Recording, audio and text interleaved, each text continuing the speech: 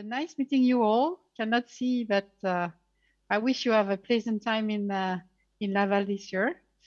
So I'm happy to have some to be part of this education panel session, and I will go through our Omnicept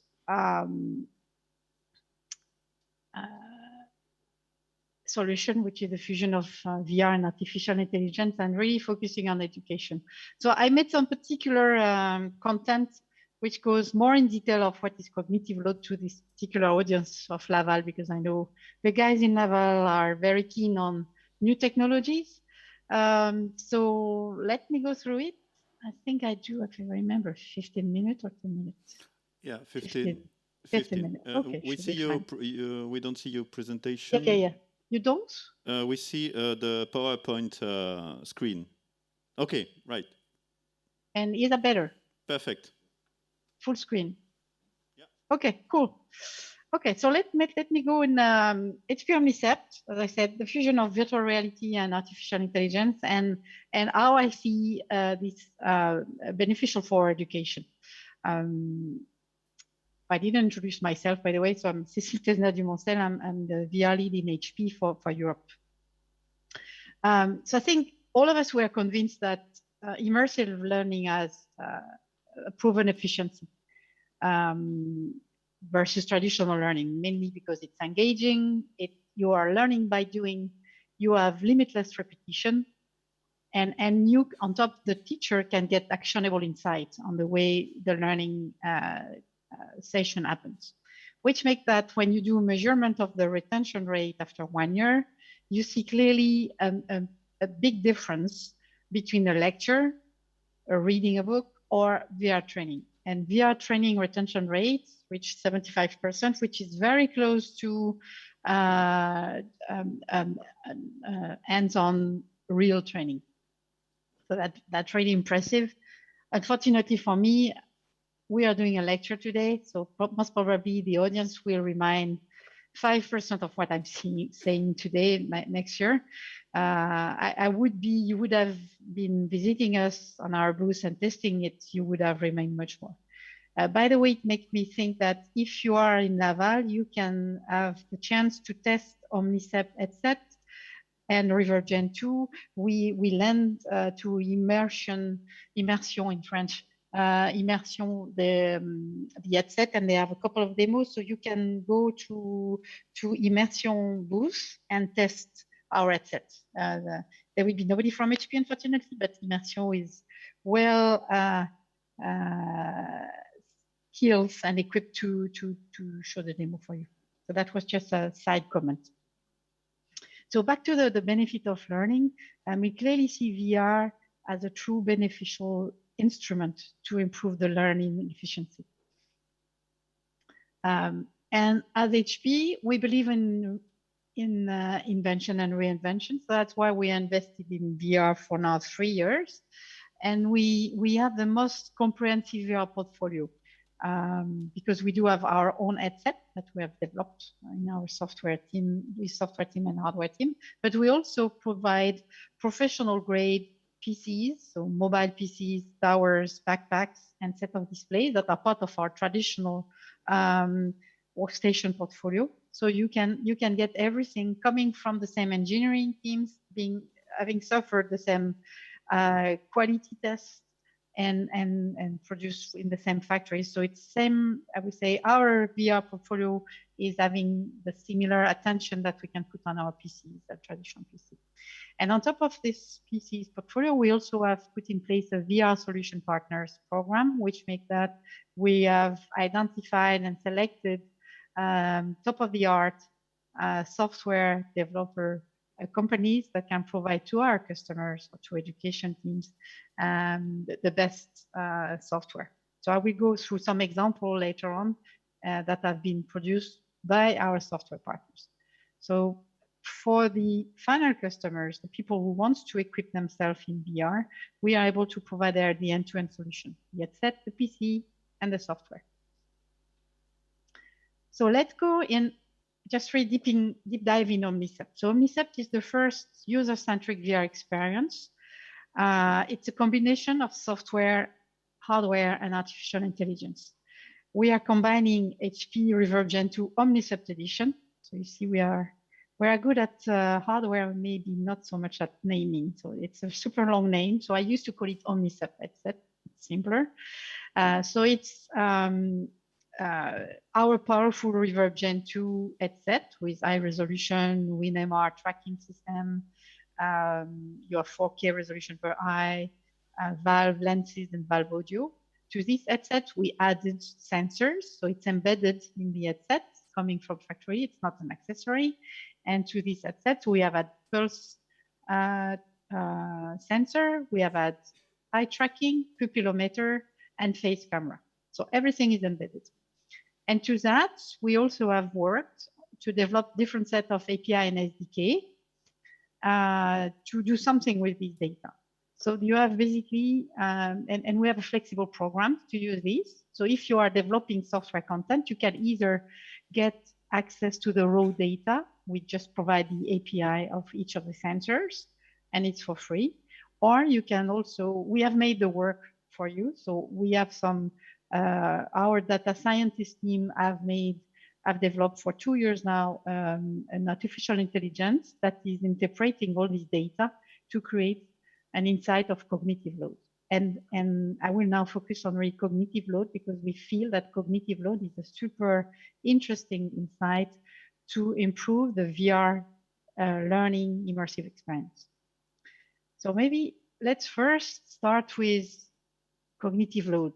I don't know if you all are familiar with this concept. It's coming from the neuroscience. And we really think that we can, as I said, by capturing cognitive load with bioanalytic sensors, we can improve the learning.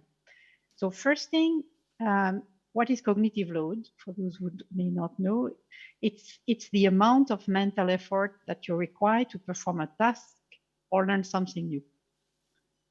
So typically, it's good to know the effort to learn, the user engagement or the trainee engagement, and the content understanding. So for those who like curves, and I'm part of these people, there is a direct connection of cognitive load to learning. So typically, you can see here the cognitive load range decrease when the expertise grow. And it's something that it's self-explanatory. You can even feel that, and you have lived that many times in your life, probably, that when you are learning something new, it's difficult, it's taking time for you. When you don't know it, you don't have the expertise on something. It can be a soft skill, so tools, learning a new language, learning how to weld, whatever. It's difficult. And when you have done more practice, it's becoming easier, and you don't feel the effort. And that's clearly what it says here, that your brain is no more solicited or is less solicited when you know something. So the direct dependency, cognitive load, and expertise growth. And there is also, when you are learning something new, you have also what we call what's called the Goldilock zone. So it's a sweet spot where when you have the cognitive load from low to high. When it's low, it means that you have no effort from your brain, meaning that probably you already know very well the stuff, or you can say that you are not engaged at all. When it's high, it means that it's very difficult for you. You are struggling to understand content, and probably you are not getting it. And in the middle, you have this zone when you have the optimal cognitive load, optimal performance, meaning that it's where you are learning the best.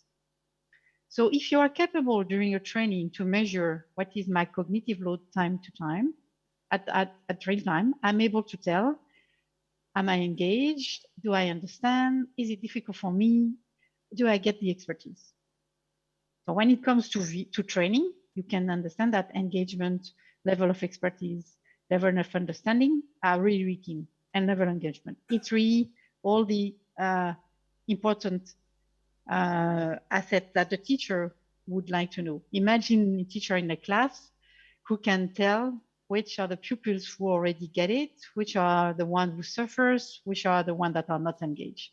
And with getting the insight of cognitive load, you can get all this information.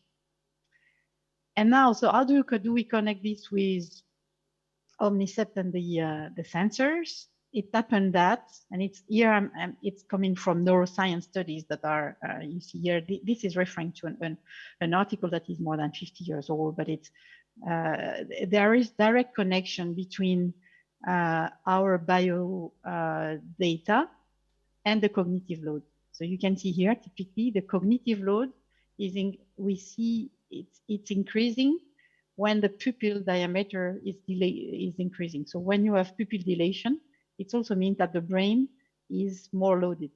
And similarly, there is a connection between the heart rate and the cognitive load. So here it's not something from HP, nothing is from HP here. It's just that we are sitting, it's all coming from the academic works on bioanalytics, cognitive load, and the way to learn. And what our data scientists have done, they have put all this together and they build up an inference that is able, that by training a machine learning model, is able to recognize the bioanalytic trends at individual level and at task level to detect the cognitive load, which make that now that you have, when you are using Omnicept in a VR experience, we get the data from the headset, so heart rate, pupillometry, eye tracking. We have this analytics that is continuously trained by machine learning models, which create an SDK, so an SDK inference. And this SDK inference can be easily integrated in VR application so that you can get real-time insights. So on the code, you can get cognitive load insights, so real-time tracking during exercise, and you can get also session debrief. So just to finish, because it's a bit theoretical, and I don't see the reaction of the audience. So I don't know if we will be able to have questions after, but I think just to finish, I'd like to show you some examples because it's much better to see in real time what people can do. And once again, we think it's limitless. What we have put here is that we provide a tool. So Omnicept is a toolbox for all the developer to create user-centric experience. And particularly interesting for learning experiences. So let me just show you 3 examples. So it's really here when I mention our partner portfolio, it's really here when I think it's better. We have this better together approach. HP with the hardware and the artificial intelligence, and the partner creating the content. So I can show you here 3 examples developed by our first partner early adopter program for the Omnicept program. So the first one is it's a soft skills training developed by Ovation. It's a company based in the US.